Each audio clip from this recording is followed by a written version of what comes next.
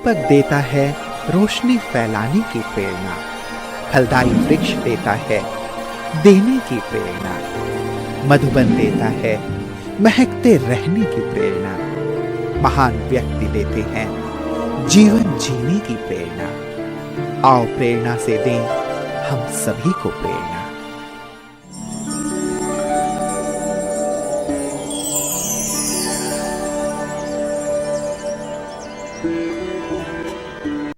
चित्तौड़गढ़ राजस्थान राज्य का एक मुख्य ऐतिहासिक नगर है। इसे भारतवर्ष के महान वीर राणा प्रताप का गढ़ और जौहर की भूमि भी कहा जाता है।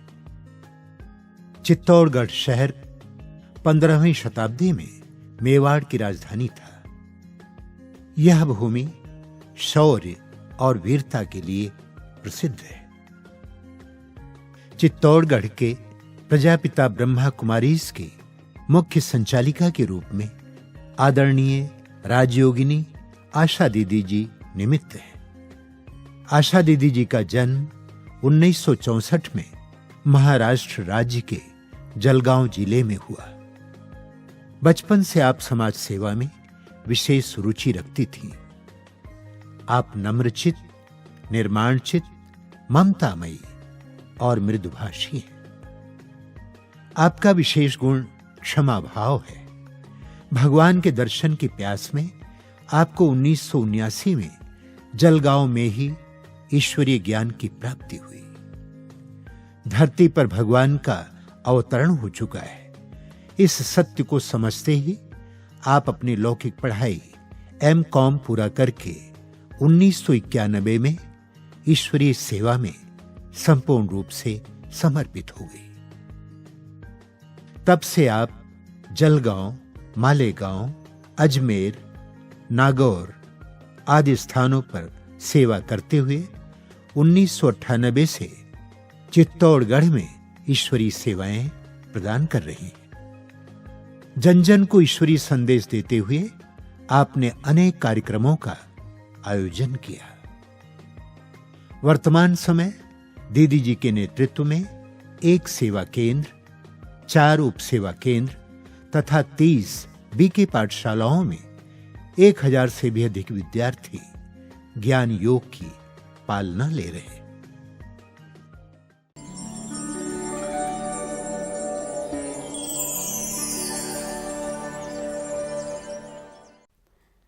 संपन्न और विशेष भक्ति श्रद्धा से भरा हुआ परिवार था।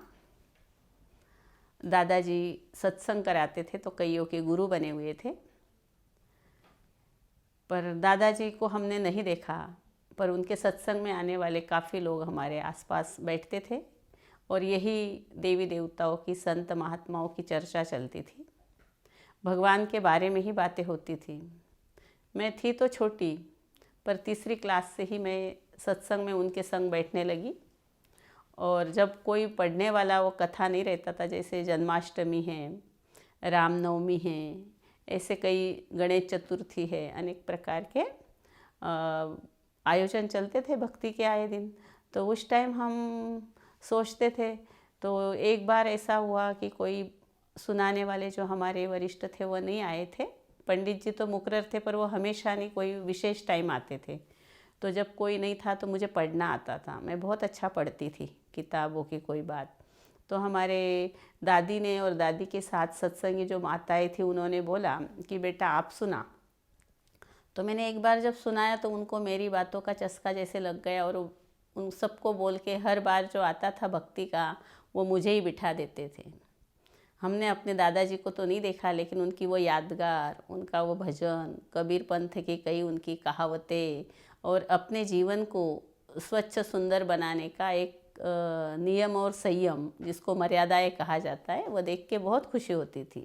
दादी कहीं ना कहीं हमें छोटी मोटी कहानियाँ सुनाती रहती थी। पर इतना होते हुए भी मुझे विशेष लगता था। थी छोटी तो कुछ पूछ नहीं पाती थी। पिताजी हमारे इतने धार्मिक नहीं थे। वो बजरंगबली की पूजा करते थे, हनुमान जी की, बस एक नाम ले लेते मन से और एक नज़र से देख लेते थे। छोटी सी मूर्ति थी। पर घर में माताजी हमारी व्रत उपवास करती थी। और सबसे बड़ी सिस्टर हमारी, हम 3 सिस्टर्स है, तो 4 सबसे बड़ी सिस्टर्स थी वो बहुत बड़ी थी, उसके बच्चे भी मेरे बराबर के, तो वो आए दिन हमें जो शिक्षा देती थी तो बहुत अच्छी लगती थी। तो बहुत पूजा पाठ, रोज़ का व्रत, तो मैं भी उसके साथ साथ चुपचाप बचपन से ही व्रत करने लग गई। व्रत करते करते पता चलने लग गया माता जी को, मेरे पिताजी को, तो पिताजी अटेंशन दिलाते थे और कोई फलारी के रूप में मेरे खाने के लिए लेके आते थे कि भाई ये भूखी रहेगी, छोटी है, अच्छी चीज़ नहीं है। और कई बार तो मुझे रोकने भी लगे, क्योंकि मैं बहुत अच्छा मेरी दादी के साथ अधिक महीने में नदी पर जाकर पूजा पाठ भी करती थी, शिवलिंग बनाती थी रेत में नदी किनारे, फिर आरती वगैरह गाती थी, तो उनको बहुत अच्छा लगता था, दिया नदी में छोड़ना आदि। और फिर पूरा महीना अधिक मास ऐसे चलते चलते वो जैसे एक संस्कार बन जाता था, तो दादी के साथ उठती, और दादी बहुत अच्छी पालना देती थी, कहानियाँ सुनाती रहती थी, कभी राजा की, कभी देवी देवताओं की। तो मैंने अपने दादी को एक बार पूछा कि दादी, अपन इतना भगवान का नाम लेते, रोज़ पूजा करते हैं, तो ये भगवान कहाँ रहता है, अपने को मिलने नहीं आएगा क्या? कैसे दिखता होगा, मिले तो क्या होगा? तो कहे तू पूजा करती है ना, मंदिर में जब कभी बैठोगी तो आप भगवान से पूछना, आपको बताएंगे। तो ऐसे एक दिन मैं शिव मंदिर में ही बैठी थी, क्योंकि दादाजी शिव की पूजा करते थे, तो वो आकर्षण था, वो भी रोज़ पूरी जीवन 4 बजे अमृत वेला नदी पर जाके नहाते थे और अपने गीले वस्त्रों सहित पूजा पाठ शिव जी की करते थे। तो ये सुनकर मुझे बहुत अच्छा लगा था, तो मैंने सोचा शिव जी बड़े हैं, पर फिर भी मैं एक अंदर ही अंदर भगवान के बारे में रोज़ इतने चलता था घर पे, तो एक मन में एक प्रश्न था, एक सोच थी, एक खोज थी अंदर से। भले बचपन था तो क्या हुआ, तो मैं पूछती रहती थी, कभी माँ से, कभी दादी से, कभी हमारे जैसे गली मोहल्ले से आने वाले जो बैठते थे ना सत्संग में, उनको कि काका बताओ ना, दादाजी बोलो ना, भगवान कहाँ है और कौन है। कभी आप हनुमान जी की बात बोलते, कभी राम जी की बोलते, कभी श्री कृष्ण की बोलते, लेकिन एक बताओ, फिर मैं उनसे ही बात करूँगी और उनकी भक्ति करूँगी और उनको मना के मैं उनसे मिलूँगी। मेरे अंदर इतना विश्वास था कि मैं भगवान को ज़रूर मिलूँगी, पर कोई बता ही नहीं रहा था, बात टाल देते थे, इधर से उधर कर देते थे। फिर मैंने सोच लिया, मैं क्लास में गई एक दिन स्कूल में, तो मैथ की कोई क्लास चल रही थी, तो हमारी टीचर ने एक टॉपिक दिया, उस पर महत्तम, साधारण, लघुत्तम ऐसी संख्या उसमें होता है, और ये भी बताया ये संख्या ऐसी होती, तो लघुत्तम माना छोटी और महत्तम यानी बड़ी। तो मैंने देखा म शब्द जहाँ आता है वो बड़ा है, ऊंचा है, तो इसलिए मैंने देखा ब्रह्मा विष्णु शंकर, इसमें महेश बोला जाता, तो या महादेव बोला जाता शिव को, तो उनसे बड़ा फिर कोई नहीं। मैंने अपने मन में ही अपना उत्तर निकाल लिया और उनकी भक्ति करने लग गई। हर सोमवार ज़रूर करती, पर उसके साथ साथ अगर मेरी बहन नवरात्र कर रही तो फिर गुरुवार, मेरी बड़ी माँ के कारण हम दत्तात्रेय की पूजा के लिए गुरुवार, यानी कहा जाए तो हफ्ते में से 6 दिन 5 दिन तो मेरे व्रत रहते थे। और जब मैं कभी मंत्र जपने बैठती थी तो मेरी बड़ी मम्मी के बीमारी ठीक हो जाती, टेंशन दूर होता, उसको बहुत आराम मिलता, उसको नींद नहीं आती थी, तो मैंने मंत्र जप दिया, उसने बोला हुआ, तो उसको नींद भी आती थी। और मेरी माँ को बोलती थी, ये बेटी आप मुझे दे दे, मेरे पास रख दे, मैं इसका पूरा खर्चा करूँगी, इसको अच्छा पढ़ाऊँगी। तो मेरी मम्मी बोलती नहीं, मेरी बेटी मेरी रहेगी, आपको तो नहीं दूँगी। तो वो मुझे वहाँ जाने से लिए रोकती भी थी, मेरी दादी भी और मेरी माँ भी, कहते वहाँ नहीं जाना, थोड़ी देर में जाती हो तो आ जाना, केवल मम्मी को, बड़ी मम्मी को खुश करके। तो मैं कहती ठीक है मम्मी। तो मैं ऐसे करके आती थी माँ के पास से वापस, तो वो खुश हो जाती थी।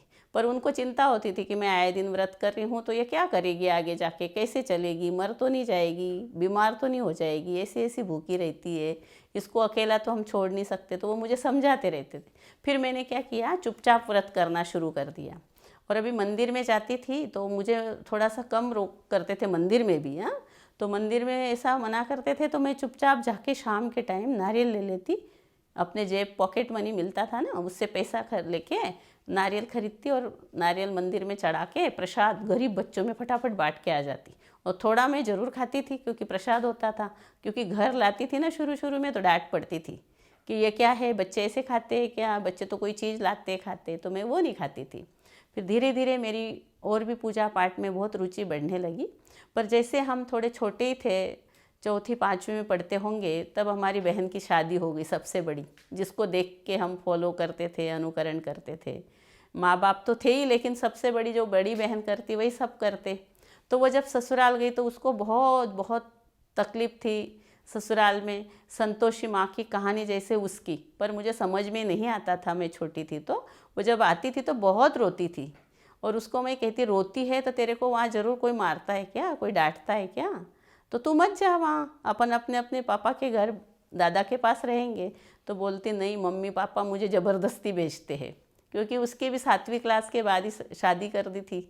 तो हम उसको देखते थे रोते हुए, तो कहते ऐसी शादी तो अपन नहीं करेंगे भाई, ऐसे कौन रोए, अपन तो अपने दादा के पास ही रहेंगे, वो दादा नहीं रखेंगे तो कहीं दूर चले जाएंगे।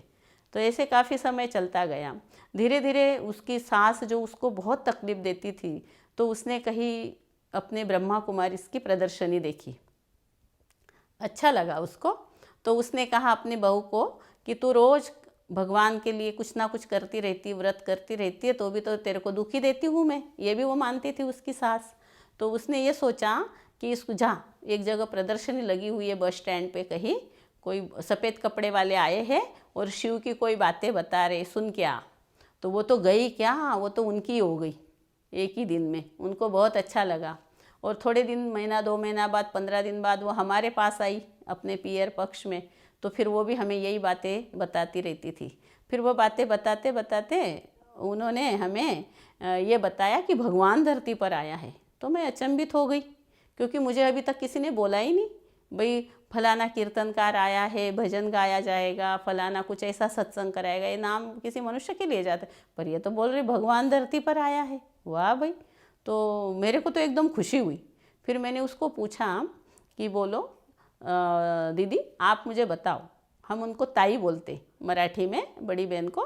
तो उनको पूछा कि आप बताओ, भगवान आया है तो क्या वो मिलेगा अपने को। तो बोले हाँ मिलेगा। मैंने कहा कहाँ रहता, तो बोले माउंट आबू में, बहुत पहाड़ी पर। तो मैंने कहा भाई जाना पड़ेगा तो किराया लगेगा। तो मैंने अभी कोई चीज़ लेने के बजाय अपना पॉकेट मनी जमा करना शुरू कर दिया, ताकि मैं माउंट आबू जाऊँ और भगवान से मिलूँ।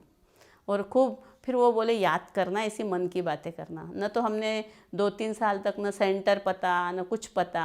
एक अगरबत्ती लगा देते थे। उन्होंने पहली जो कमेंट्री, अपनी फर्स्ट कमेंट्री, मैं आत्मा हूँ, शरीर को चलाने वाली शक्ति हूँ, वो जो बताया ना, आँखों द्वारा देखती, कानों द्वारा सुनती, वो मैंने बहुत अच्छी याद कर ली। और एक नहीं, मैंने सैकड़ों लोगों को लिख लिख के दी कि इस तरह से भगवान से बातें करो तो मन में बहुत शक्ति आती है, और शिव भोलानाथ अपनी बातें सुनता है। जैसे मैं कहती मुझे पास कर दे, आज मेरे दादा यानी पिताजी डांटने नहीं चाहिए, तो बहुत खुश हो जाते थे।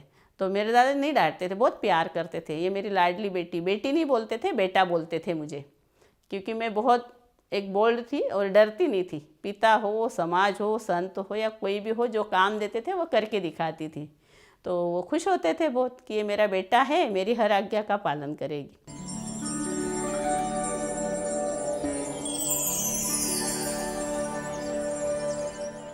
अब उस टाइम हमने ब्रह्मा बाबा को तो देखा नहीं था, भाई आया है भगवान धरती पर, ये एकदम अपने को अट्रैक्ट कर गया। तो अगरबत्ती के नोक पर सफ़ेद वस्त्रधारी एक छोटा बूढ़ा बुजुर्ग बाबा बैठा है, और वो मेरे से कुछ बातें कर रहा है। पर क्या करता था मुझे कुछ भी समझ में नहीं आता। वो हिंदी बोल रहा है या संस्कृत बोल रहा है, क्या बोल, मुझे कुछ नहीं समझ में आता, पर बहुत अच्छा लगता था। और घंटों तक मैं चुपचाप बैठी रहती थी। तो हमारे सब आके देखते थे कि ये योग कर रही है, ये भगवान से बातें कर रही है, इसलिए तो मेरा बहुत स्नेह और सम्मान तो पहले सा था, और भी ज़्यादा बढ़ गया। तो फिर वो ऐसी इतनी अच्छी लगन बढ़ी। तो ये मैंने उसको बोला, हमारी ताई को, कि ताई मुझे एक ऐसा दिखता है और कुछ बोलता है, मेरे समझ में नहीं आता है, आप बताओ ना।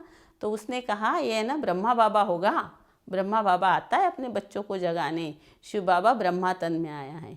और दूसरे शब्द बोलते बोलते उसने ये बता दिया मुझे कि बाबा तो चला गया।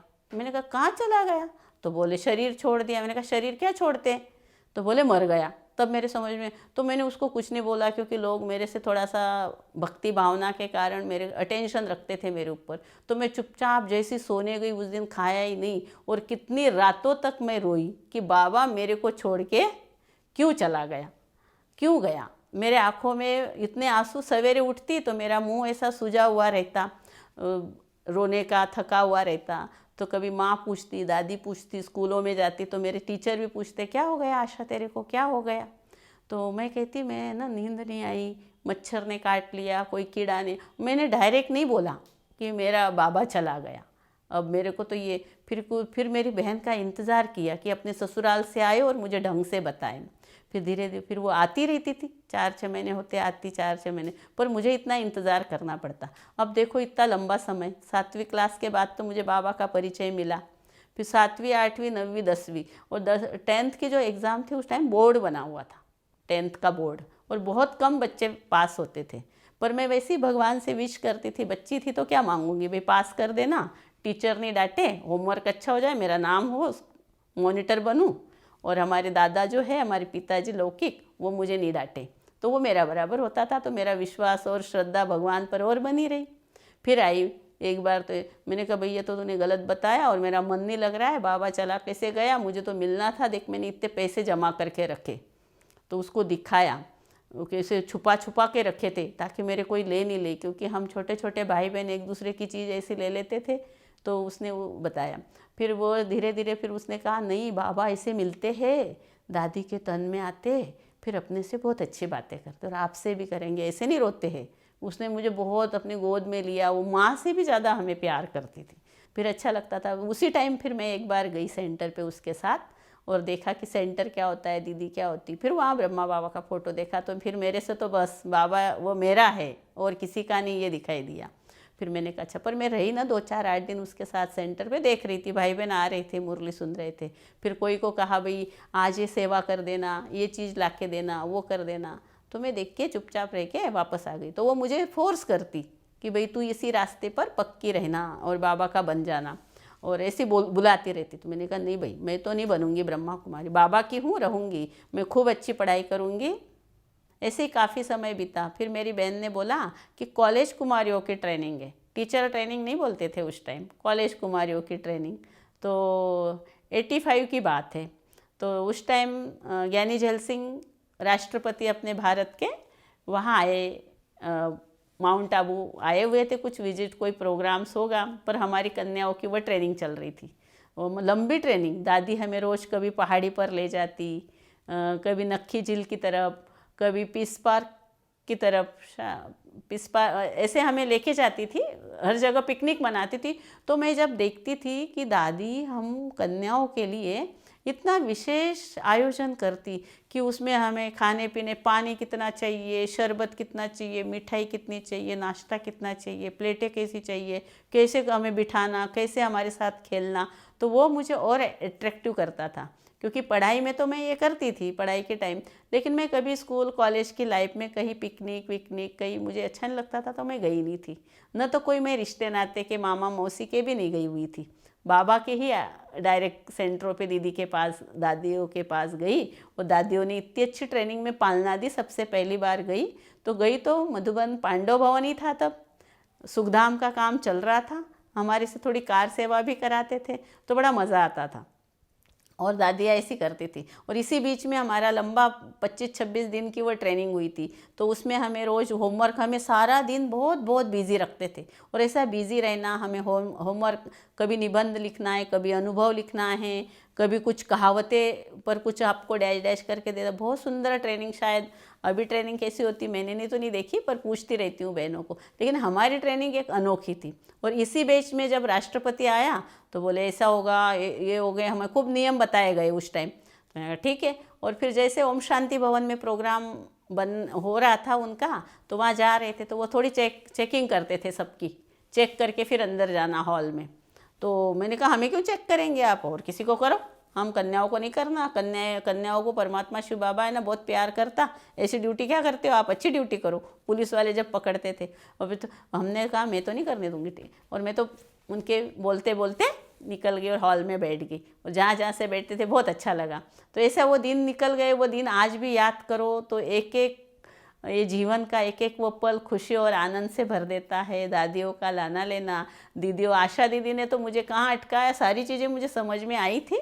लेकिन कल्प वृक्ष के चित्र में हिस्ट्री हॉल में दीदी समझा रही थी आशा दीदी दिल्ली वाले, तब हमने देखा तो मैं तो चुप हो गई। मुझे कुछ क्वेश्चन पूछे तो मैं दे नहीं पाई। फिर मैंने कहा बाबा अपन तो चुप हो गए, दूसरे आत्माओं को कैसे कराएगा, और मुझे तो ट्रेनिंग में लेके आया। तो ऐसे करके फिर बाद में वो चीज़ मनन चिंतन करते हुए अमृत वेला बहुत अच्छी सी टचिंग आई।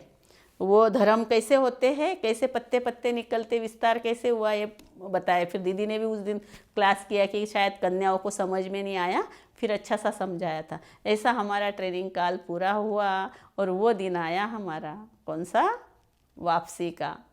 जहाँ आना था तो वो तैयारी के उमंग उत्साह और खुशियाँ अलग ही थी, और जब जा रही थी तो एक एक दिन जब कम होते गए और आने वाले दिन जब तैयारी की तो ऐसा मन भारी हो रहा था कि बाबा तू तेरे घर से हमें पता नहीं अब कहाँ ले जाएगा, क्या कराएगा, कैसे कराएगा। और ऐसे, और जैसे बैठे मेरा तो रोना नहीं रुक रहा था। मेरे साथ मेरी एक सहेली थी, हम बहुत 17-18 कन्याएं हम जलगांव सेंटर से गई हुई थी, पर एक हम थे तो वो भी रो रही थी। वो तो कहे मुझे आगे नहीं पढ़ना, मुझे आगे नहीं पढ़ना, मेरे को तो ब्रह्मा कुमारी बनना। तो उसके पिताजी टीचर थे, समझदार थे, तो उन्होंने कहा नहीं ग्रेजुएशन कर। 12th तो हो गई थी, दादी तो 12th की देती थी छुट्टी। फिर दादी ने भी कहा ठीक है ग्रेजुएशन, पर उसके वो ग्रेजुएशन BA किया और वो चले गई। मैं तो BCom पढ़ती थी, मुझे तो जाना ही नहीं था, मुझे तो भाई नौकरी करनी थी, पढ़ाई करनी थी। तो मैंने आगे MCom की एडमिशन ली और गई। फिर बाबा को कहती ऐसे ऐसे करना। फिर पर बीच बीच में हमारी दीदी बहुत प्यार करती, मीनाक्षी दीदी, और बोलती चल तो सही, तू रह के तो देख, अभी 1 साल रहना, अभी इतने दिन रहती रहे। बहुत इतना प्यार तो कोई किसी से नहीं करता होगा, इतना दीदी मुझे बहुत अच्छा रखती थी। और हर काम में पूरा चार्ज मेरे पास दे देती थी। मैं इतनी छोटी थी तो भी इतना दीदी को भी मेरे ऊपर विश्वास था। तो ऐसे करते हुए दिन बीतते गए और मैं बस रह गई, कहाँ रह गई पता ही नहीं चला।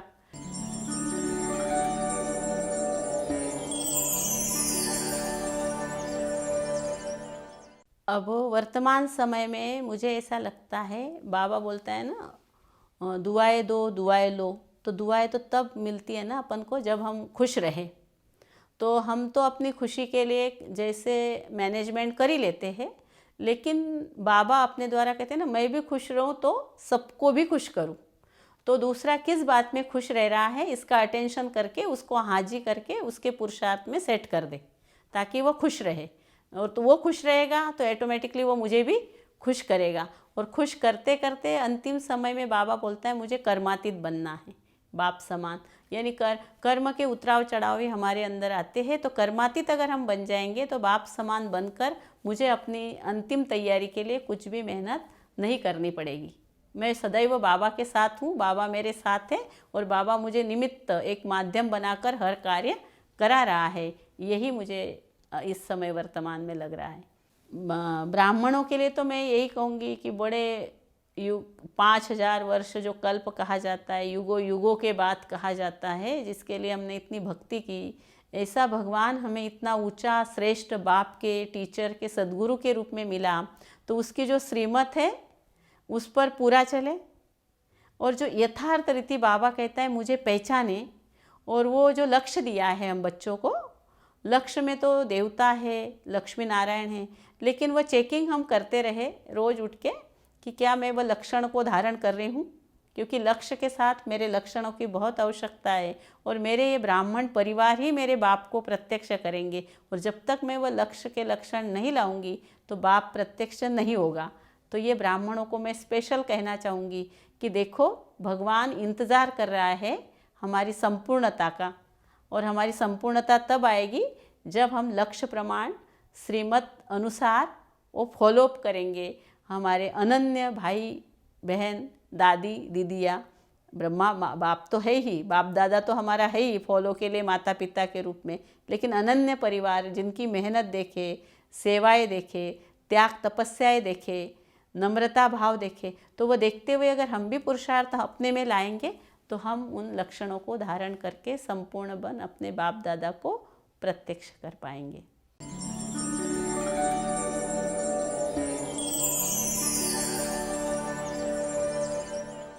आशा दीदी का जीवन देखा, योगी जीवन उनका, तपस्वी जीवन, कार्य करने की क्षमता, उनका हिम्मत, कोई भी कार्य जब वो करते हैं तो हमें उनसे ये लगता है कि कोई बहुत इजी है कोई कार्य करना, भले कार्य कितना ही कठिन हो। तो ऐसी हिम्मत उनके देखने से, उनके जीवन से हमें प्रेरणा मिलती है। जिस तरह आशा दीदी अपने मनसा वाचा और कर्मणा में एक रस होकर जीवन व्यतीत करती हैं, उसी तरह हम भी उन्हीं की तरह अपना जीवन कैसे जीते हुए त्याग और तपस्या की मूरत बने और सबको सुख और आनंद प्रदान करें। यही हमको सीखने को मिलता है। दीदी की ये विशेषता बहुत अच्छी है कि दीदी सबको पालना बहुत अच्छे से देती है।